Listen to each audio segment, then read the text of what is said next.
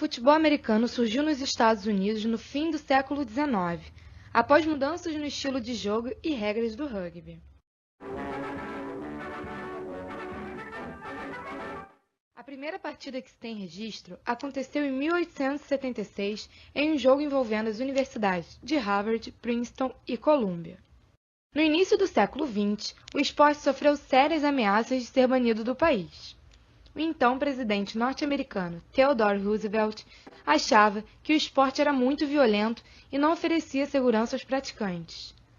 Com isso, a modalidade passou por diversas alterações nas regras e em suas mecânicas de jogo, conseguindo se consolidar no país entre os anos de 1940 e 1950. Teve tanto sucesso que a audiência e a aceitação do público ultrapassaram os índices do beisebol, até então o esporte mais popular do país. O sucesso do futebol americano foi tão grande que, em 1969, a TV Tupi resolveu passar os jogos aqui no Brasil. A emissora recebia fitas do canal norte-americano CBS. O narrador era Walter Silva e, por falta de conhecimento, pedia ajuda dos telespectadores. Até que, uma semana após a primeira transmissão, o norte-americano Thomas Noonan começou a comentar os jogos. As transmissões de futebol americano no Brasil, elas tiveram esse primeiro momento no finalzinho dos anos 60, 1969, que foi quase por acaso, quando o Walter Silva, que era narrador e apresentador de programas de televisão, ele era conhecido como Pica-Pau.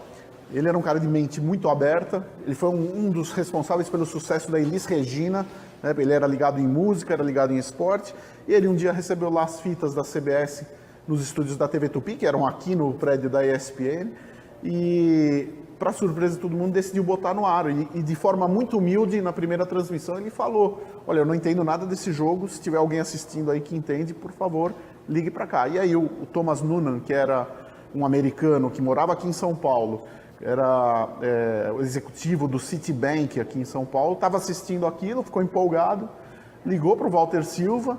Os dois foram almoçar no dia seguinte e já a partir do fim de semana subsequente, eles começaram a transmitir os jogos juntos, explicar para o público como é que era o jogo de futebol americano. Isso durou 18 meses, foi uma primeira tentativa interessante que teve um azar. Ela foi feita na época da Copa do Mundo de 70. Então, as atenções no Brasil estavam para o futebol. Não havia muita abertura de público, de patrocinador e mesmo de grade de programação das TVs para outro esporte que não fosse o futebol. E quando o Brasil ganhou a Copa do Mundo de 70, aí realmente o futebol da bola redonda viveu uma fase áurea aqui no Brasil e ficou muito difícil para qualquer outro esporte, ainda mais um esporte, entre aspas, invasor como o futebol americano, ter espaço na grade de programação de qualquer emissora. Por isso a TV Tupi acabou descontinuando as transmissões. Mas é aquele negócio, o Brasil, eu sempre digo isso, o Brasil, em termos esportivos, é que nem um solo fértil, o que você plantar, dá. Alguns anos depois, foi a vez da TV Bandeirantes arriscar transmissões de futebol americano na TV aberta. De forma mais organizada e planejada, Luciano do Vale, um grande estudioso dos esportes, tentou liderar a emissora nas exibições da partida, mas com o tempo, a resistência foi grande e o canal cancelou as transmissões. Espetacular! Gênio! No final dos anos 80, ele, ao sair da Rede Globo e indo primeiro uma primeira fase na TV Record, depois indo para Bandeirantes, ele percebeu que dava para ter sucesso com outros esportes que não apenas o futebol. E ele apostou no vôlei primeiro, depois ele criou na TV Bandeirantes a faixa nobre do esporte, o show do esporte, e que você tinha inúmeras modalidades, que iam desde o snooker até o futebol americano. E o Luciano do Vale, nesse ponto, foi um cara genial, porque ele percebeu que quando você faz direitinho, faz bem feito, dá certo, tem público. E ele conseguiu um público bom, gente que começou a se interessar por futebol americano, que assistia Super Bowl, assistia os jogos que passavam ainda em VT durante a semana. E eu tenho certeza que isso foi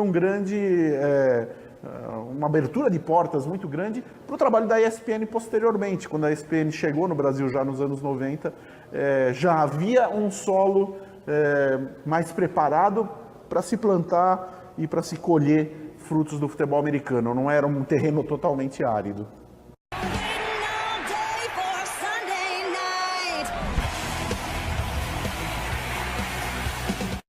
A tentativa de popularização do esporte na TV aberta brasileira foi frustrada.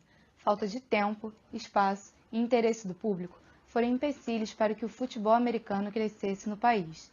Cenário que começou a mudar com o surgimento do canal por assinatura ESPN Brasil.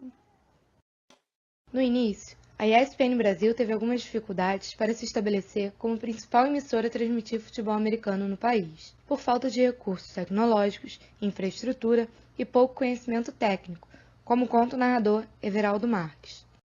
A diferença de hoje para aquela época é que, nessa época das transmissões feitas de Bristol, e mesmo no início das transmissões feitas aqui, até 2009, 2010, a ESPN não tinha recurso de produção para fazer muita coisa por aqui. A coisa basicamente se limitava a pegar as imagens que eram geradas pela TV americana e fazer o voice-over, que é colocar a narração em português em cima daquelas imagens. Hoje a gente tem uma estrutura bem estabelecida, né? Então, todos os jogos, praticamente todas as janelas de transmissão abre o jogo, então a gente consegue debater os temas relacionados àquela partida, ilustrando com imagens relativas aos jogadores que estão sendo citados.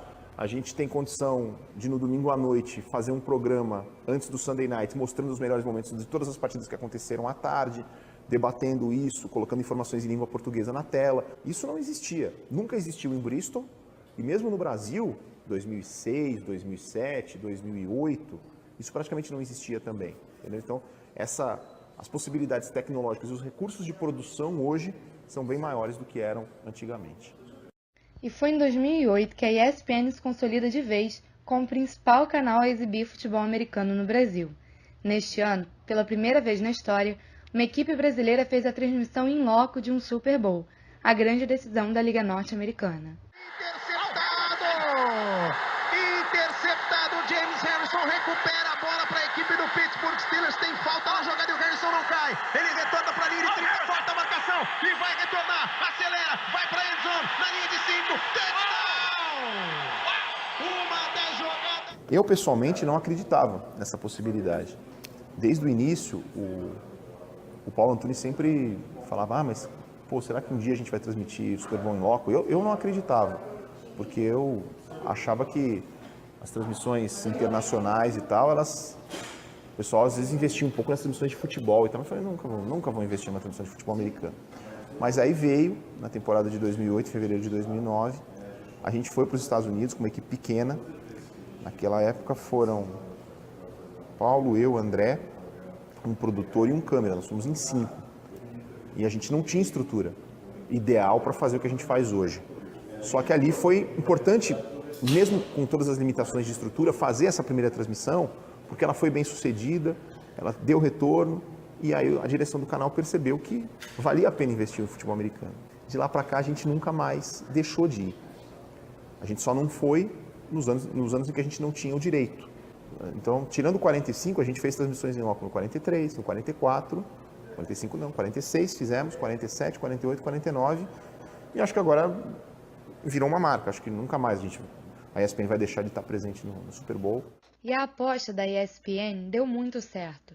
Um fato que comprova o sucesso das transmissões do canal é a interação que há entre o público e os comentaristas no Twitter durante os jogos. O Twitter é um meio de você que está em casa conversar com a gente que está fazendo o jogo, e o pessoal adora que fale o nome, cutuca, fala assim, olha, falou meu nome e tal. É super legal isso. E além disso, de você poder estar em contato direto com o público, né? Eu acho que essa é a parte mais bacana. Quando você manda lá um arroba, blá blá blá, tipo, pra mim, você está falando comigo, e eu faço sempre questão de responder, porque eu penso assim, se a pessoa tomou o tempo dela mandando uma pergunta para você, se ela pegou uma parte do dia dela que, poxa, tempo é um negócio tão escasso hoje em dia, para entrar em contato com você, o mínimo que você pode fazer é responder. Então, eu acho que é uma ferramenta muito boa, é uma ferramenta que ajuda.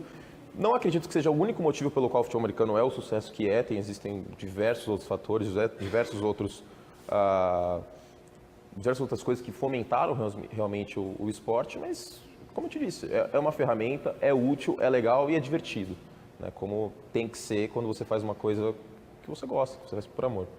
Um desses fatores citados por Anthony Curtis, sem dúvida, é o Super Bowl.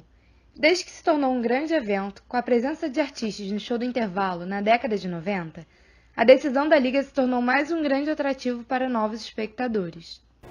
E hoje em dia, né, eu vejo que, cara, no Super Bowl todo mundo estava comentando, pessoas que estudaram comigo na faculdade falaram assim, meu, e aí, você vai estar lá, você vai para os Estados Unidos? Eu falei assim, não, vou estar aqui no Brasil. Tá. Pessoas que nunca assistiram e de repente se importaram. E não foi por causa do show da Katy Perry que elas estavam se importando. E não foi por causa disso, foi por causa do show do intervalo, lógico, é um plus, é um a mais, mas foi por causa do esporte. Não foi porque o Tom Brady é o marido da Gisele, foi porque o esporte é legal. E as pessoas, e no boca a boca, a gente falou do Twitter como ferramenta, mas eu acho que a principal ferramenta que fez com que o futebol americano crescesse foi o boca a boca. E quando você entende o esporte, você fala assim, putz, eu acho isso legal. Então, eu nunca conheci ninguém que assistiu uma partida de futebol americano entendendo as regras, que isso é um parênteses que tem que ser feito, entendendo a regra, que não falou assim, putz, legal. E quando o cara fala isso, ele vai falar para o amigo dele, porque quando a gente gosta de uma coisa, quando a gente gosta de uma banda, de um esporte, a gente quer que as pessoas próximas a nós gostem também. Então, acho que essa foi a máquina exponencial de crescimento do esporte, que estourou assim em 5, 6 anos. Né? Hoje o Super Bowl, a NFL, não é uma excentricidade, não é uma coisa que passa na sessão da tarde, tipo, 3 vezes por semana e ninguém sabe o que se trata e quais são as regras. Cresceu bastante e ainda bem que cresceu. E então quem tiver aí a fim de ver futebol americano, eu recomendo que assista os canais ESPN, porque coisa boa vem por aí. Muito obrigado a você que acompanhou aí mais de 100 transmissões ao vivo. Foram mais de 500 horas de bola oval ao longo dessa temporada nos canais ESPN e hoje o Brasil parou. Não para ver o futebol, mas para ver o futebol americano, pelo menos nesse dia 1º de fevereiro,